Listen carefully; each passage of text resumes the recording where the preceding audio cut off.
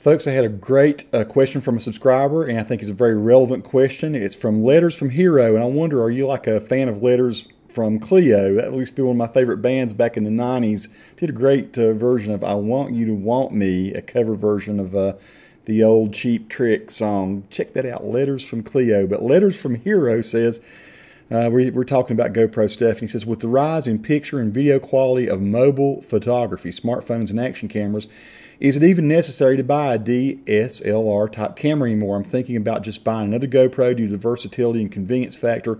What percentage of your photo and video capture is done with mobile devices? I'd say mine is nearing 100%. I'm going to speak out of both sides of my mouth on this, as I often do. So I've got the Galaxy S4, I've got an iPhone 5S, I don't have the 6 yet, and I have a couple different DSLRs. I have 3 or 4 different DSLRs. Where is mine here? This just happens to be what I picked up today, a Nikon D5100. I have a D3200 as well, and a old Sony Alpha 700, Sony Alpha 100. So I do have some DSLRs and various good lenses and stuff for those. So question is, what percentage do I do, and will it take over the DSLR? Is there any use in having one? Well, that depends on what your usage level is, I think. I think most people will agree with me on this. Lines are big time blurred now. I mean, I have no clue, I have no idea the technology that goes into taking a lens that size and making a really quality photo with it. It blows my mind. So these devices, the Samsung Galaxy S4 and the iPhone, really do shoot very satisfying photos, and so I do shoot a number of photos with my camera just because it's convenient to do it.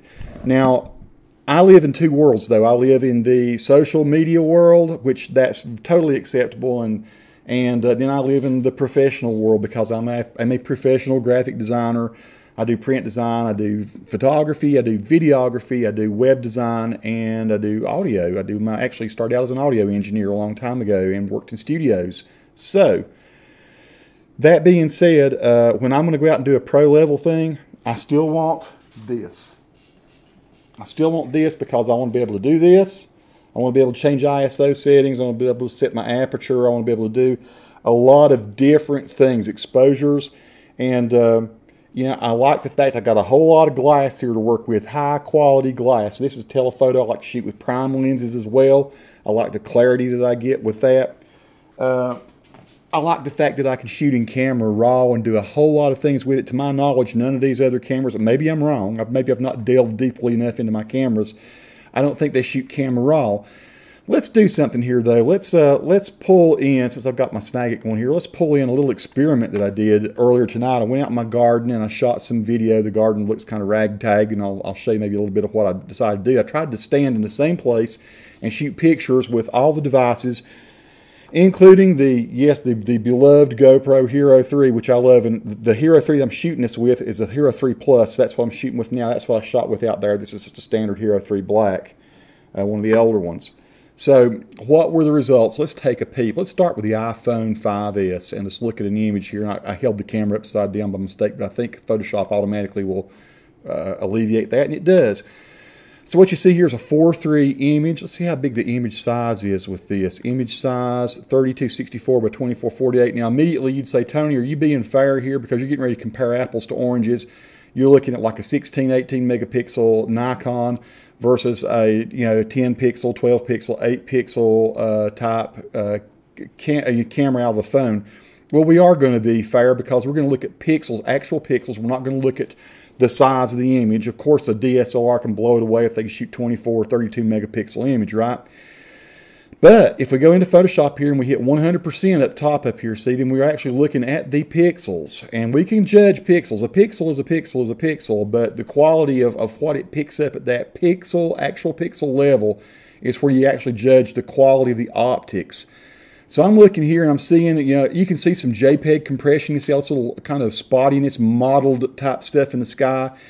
Most people are not even going to notice that. If I take this to Walmart or Sam's Club and I print out an 8x10, this photo is going to look fantastic. Look at the clarity in the leaves. Look at the sharpness. Beautiful, beautiful colors. You can, like I say, the garden's kind of ragtag now. We're getting ready to dig all this up and put our winter garden down. But all in all, folks, that's pretty nice job there by the Apple 5S. Look at these lines here. You see just a very little bit of jaggedness on it. They actually look very straight. And since you're not going to print this out at full size, 72 pixels per inch, you're going to print it out something smaller than that usually. I would say you could probably do an 11 by 14 that would look just smashing on the wall at your house. And that's not bad. You could take that on vacation, and that would turn out really well, I think. So let's leave that one up on the screen. Let's go to the Galaxy S4. So I'm going to open that one up, and let's just pick one of these in the middle here. And automatically we can see we've got a 16:9 aspect. It's wider than it is the other one was. And I can see that it blew out the sky. There's a white balance issue here. But look at this. Look how it rendered out the mid-tones, and how it brightened everything up. So clearly there's some like a shadow compensation going on with the Galaxy S4, at least the way I have it set. Maybe there are different settings. Let's go to 100% pixels. Once again, we're looking at a pretty nice quality camera there, aren't we? Let's look at these little stones and things, rocks and on these cross ties and all around. Pretty decent looking stuff here. Even up into the skies around the edges here, maybe even a little sharper than the iPhone was, but it does blow out. That sky was blue, and we're looking at a white sky. So there's a downside to that, but the quality is definitely there. Nice looking image. Once again, wouldn't hesitate using that going out on a vacation or something, to shooting some images. Looks like your color's not going to be quite what you might want. And once again, looking at these lines, I do look at the lines because a lot of times you have these very hard lines, and if you see little jaggies and stuff on it, that really it shows that you've got kind of poor quality, poor pixel quality, poor optics. And I have to say that looks pretty sharp. Nice job with the Galaxy S4. Let's open up the beloved GoPro. And it is the beloved GoPro because I absolutely love my GoPro. And before I even look at this picture, I know what I'm going to see. I know I'm not going to be happy with it. I do not shoot a lot of photos with a GoPro. I'd rather use my phone if I'm going to shoot something convenience type thing. Let's just go ahead and take a peep. And even though we got the super wide, cool thing, we got 12 megapixels. I know if I do an image size here, we're going to see it's 4,000 by 3,000, 4:3 aspect there. Your perfect 4:3 when you see the 4 and the 3, right? And I'm going to say cancel here, and let's look at the actual pixels. Let's go to 100%. Oh my. Nope, not what you typically want from your camera. Look at the stones and stuff. Let's go from here to the Apple, for instance. Look at the difference there. Let's try to get it along in the same area. There's that versus that. Versus the Samsung. Let's get the Samsung down in the same area. I love the way that the Samsung brightened everything up. You can really see what's in the shadows with that. There's the GoPro, Samsung, and the iPhone. Looks like the Samsung has a little bit more of a zoom quality to it, doesn't it? Okay, let's look at a DSLR. And so I'm going to go ahead and let's just go here. Let's see. I did, the only thing, I've not monkeyed with these images at all. I've not changed anything except I did open it up in Camera Raw and save it. Here is I shot it in Camera Raw, Nikon D5100. And listen, I don't try to over sharpen my, there are sharpness controls inside the camera that I could do to add sharpness. I usually like to use natively what the glass will give me. And the 5100 is just a tad soft, but you can always fix it in software. So I'm going to double click on this. So I did save a JPEG here, and I'm going to go to 100%. And we're going to see really nice quality color.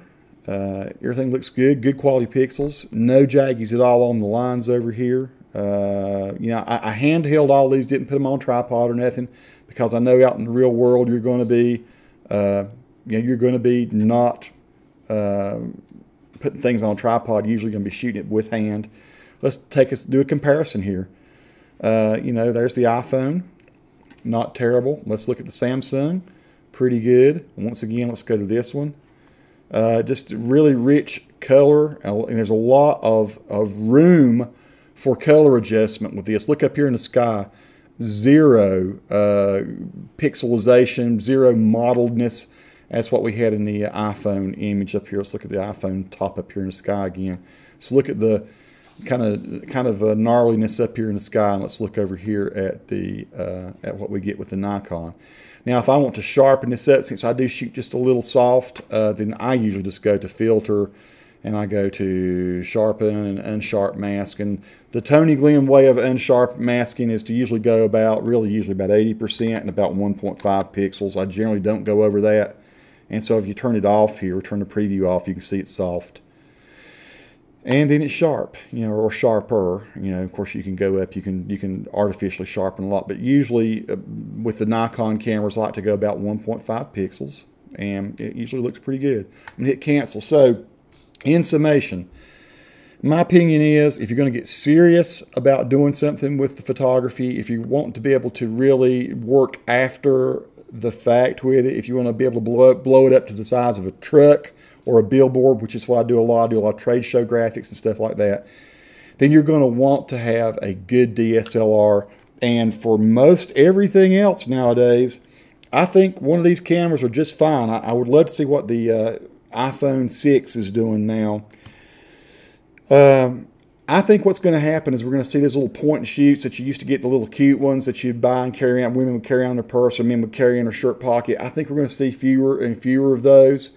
And I think we're going to see a gulf start to emerge between the phones and the very high-end cameras that are going to shoot up to 64 megapixel images. And, I think there still will be probably some market for those little cameras, especially if they have decent little zoom functions, because we don't have zoom functions usually with these. If there's zoom at all, then it's a digital zoom. It's not an optic zoom. So there are still those little small cameras that do have the little push-out zoom lens, and they may still be pretty good. I just do think, though, that what we're going to see the in-between cameras go away. These are good enough to shoot almost any sort of photography that you want on a day-to-day basis, for blogging, for 8x10 photos, for little family portraits at reunions and stuff like that. But if I'm going to go into the Linville Gorge, I'm going to hike to some crazy place, I'm going to go into the deep mountains and shoot calendar photos. That's one of the things. I'll tell you what I'll do. I'm going to put a link to my SmugMug account, and y'all can go and look at photos where I've actually tried. And some of these are old pictures and everything, but a lot of them have been in calendars and stuff. And a lot of people don't even know that I have this SmugMug account. But for those of you who are my hardcore subscribers, maybe you want to go there and check them out and see some of the photos I've shot over the years. Blue Ridge Healthcare, where I used to work, still an affiliate, I still work there some. We do a calendar every year, and it's gone out to like 40,000 households for years and years and years. So it's been a lot of fun to do the calendar work. And so I've done a lot of serious photography. I do a lot of very small photography for a company called Times Fiber Amphenol Corporation. They make little cable ends and things that go on the ends of cables that are about the size of the end of this pen here. And I have to set my cameras up to within like 2 inches of it and shoot these. You have to sit on tripod, and you have to trigger it and shoot in high aperture mode and stuff like that, so you can get to. You'll see some of those photos even in there if you poke around and see some of the pictures and things I've done in my freelance work. Folks, I hope this helped. Great question letters from Hero. I like that name. It does make me think of my favorite girl band, or girl-fronted band there from the 90s, Letters from Cleo. Check out some of their music. I think you'll like it. Peace to everyone. Thanks for watching. Subscribe if you like. Please feel free to weigh in. Tell me what you think about whether the phones are going to take the place of DSLRs. I don't think they're quite ready for prime time, but they're pretty darn sweet. Y'all take it easy.